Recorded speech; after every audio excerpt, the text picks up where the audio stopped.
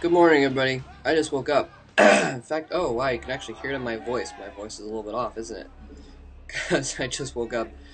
I was gonna do this game last night, but I was flipping tired. It was Friday night, and I guess most of the time it was Friday night means that that you're partying or something like that. For me, it just means I had a friggin' long week. I hadn't gotten enough sleep the whole week, and so anyways, decided to go to sleep instead of doing this game. But I'm doing it now, and so I apologize if my voice is a little bit funny for that reason there. This is Stork versus Jangbi, and I actually watched like the beginning of this game yesterday, and then I was watching it, and I was thinking about it, and I thought to myself, wait a second, why the heck am I not commentating this game? I couldn't think of a good reason, so I decided, even though I watched the beginning of it, that I'd go back and I'd commentate the whole game since it was a longer game. So that's what I'm doing here. By the way, Stork is going to be in the bottom part of the map here, and he is, I forgot what color he is. It's brown. So Stork is brown, and Jangbi is going to be in white up here. And this is going to be a pretty competitive match. This is going to be a competitive match. That's the word I was looking for. Okay, Stork is obviously, well, not obviously, but Stork is, oh, and by the way, I'm probably going to include a lot more as far as giving a little brief introduction of the games and their place in the world beforehand, because I know I usually kind of put them someplace, but in the description, but I actually was talking to my brother again, and he was talking about how since he wasn't really into the scene, sometimes he didn't know what the games were and that sort of thing. So this is the OSL, and in OSL during the round of 16, they've got groups of 4, and every week is a new game from that group until everyone has played everyone else. Okay, so for instance, oh crap, who's in this group? This is Stork, Jangbi. Forgot who else was in this group. Okay, so let's say that this group was composed of Stork, Jangbi, Bob, and Jose. So you'd have Stork, Jangbi one week, and then Bob and Jose would play the next week, and then Stork and Bob would play the next week, and then Jangbi and Jose would play the next week, and then Jose and Stork, etc. until everyone has played everyone else at least once. And even if it gets to a point where the qualifiers, people have already qualified, they'll still play that last game just for the sake of it, just for fun. And sometimes it actually matters later on. So even if there's 2 people that have already been eliminated that are playing that last game, that last week, it'll still matter who gets 3rd instead of 4th as far as placements for the next round. And oh, Jangbi putting down a Manor Pylon. Manor Pylon is when they put a pylon in their mineral lines to block them, and he caught several probes. Wow, there are like 5 probes. 1, 2, 3, 4, yeah, 5 probes trapped there. Another Manor Pylon catching a 6th probe behind those minerals, and also not to mention blocking those minerals so that they can't be accessed easily by other probes as well. So Jesus, that was a really slick Manor Pylon. That was a really good one. I think that's the best Manor Pylon I've ever seen in pro play. That was perfectly placed, and it's partially Stork's fault for putting his pylon in his mineral line because he helped make that blockade. He did have a zealot out. He was able to destroy that pylon pretty quick, so it didn't matter in the long run. But yeah, so now he's got a Dracoon out. He's going to be able to hunt down that probe. Oh, is he going to get another pylon? Oh no, he didn't. Okay, looked like he might have been setting up to try and get another Manor Pylon in there, but he didn't do that. In any case, so this is the round of 16, which means that there's 16 players left, and like I said, in groups of 4 groups of 4. So after this round, each group will have 2 people get out of it, and 2 people will be eliminated.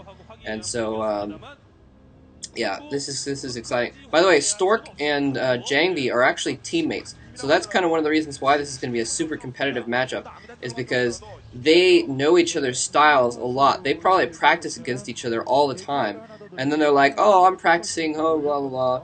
Who am I practicing up against next week? Oh, hey, you're like, he's like, eating breakfast. You're like, oh, hey, Stork, how's it going? He's, oh, hey, Jangbi, what's going on? Oh, yeah, we're practicing to beat you next week. Oh, okay, cool, good luck with that, man. Not really, haha, JK.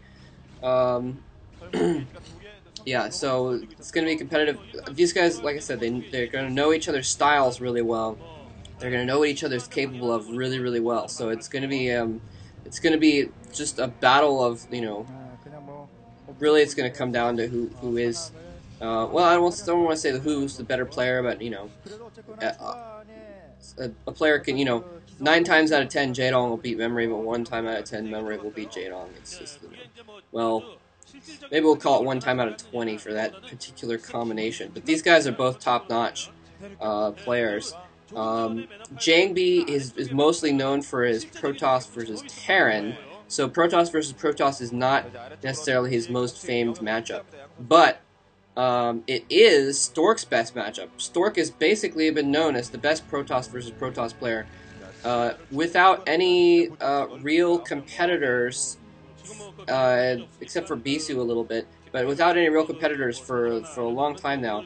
Bisu would be considered one of his competitors for best Protoss versus Protoss, just because he beat him in a best of 5.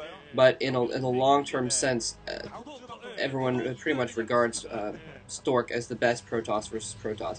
But Jangbi, in general, has just been playing really, really well lately. He's always played decently, but lately he's just kind of come out of his shell and just been like, oh, this is how you pwn. Oh, I forgot about the pwn key down here in the bottom right corner of my keyboard. Oh, I took it off because it was in the way and my hand was hitting it accidentally. And, like hitting the Windows key when you're playing StarCraft, or, well, actually, I don't know if that works when you're playing StarCraft. But when you're playing Diablo, for instance, Diablo 2, you hit the friggin' Windows key, and, it pulls you out of the game. That sucks.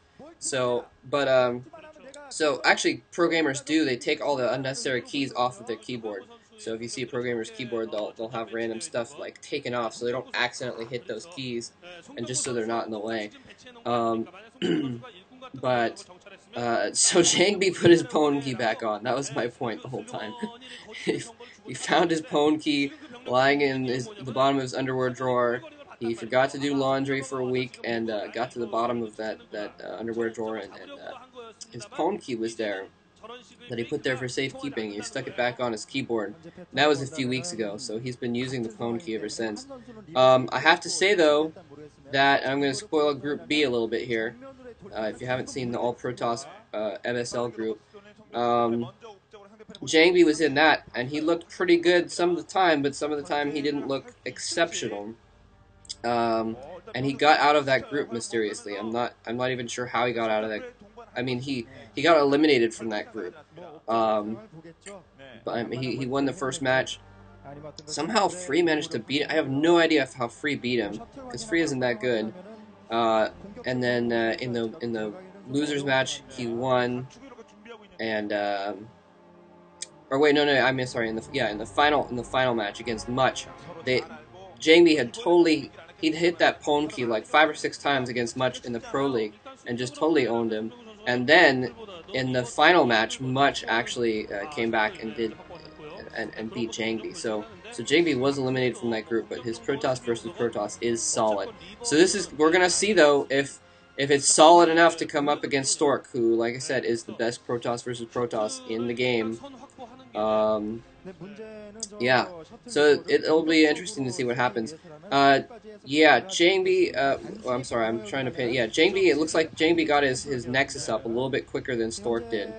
Jangbi's going to be a little bit ahead economically. They're both just, that's why I haven't said anything, by the way, is because, about the game too much, is because they're both just been kind of mirroring, and they haven't been attacking each other. So, oh, I'm sorry, no, Stork did get his Nexus up a little earlier.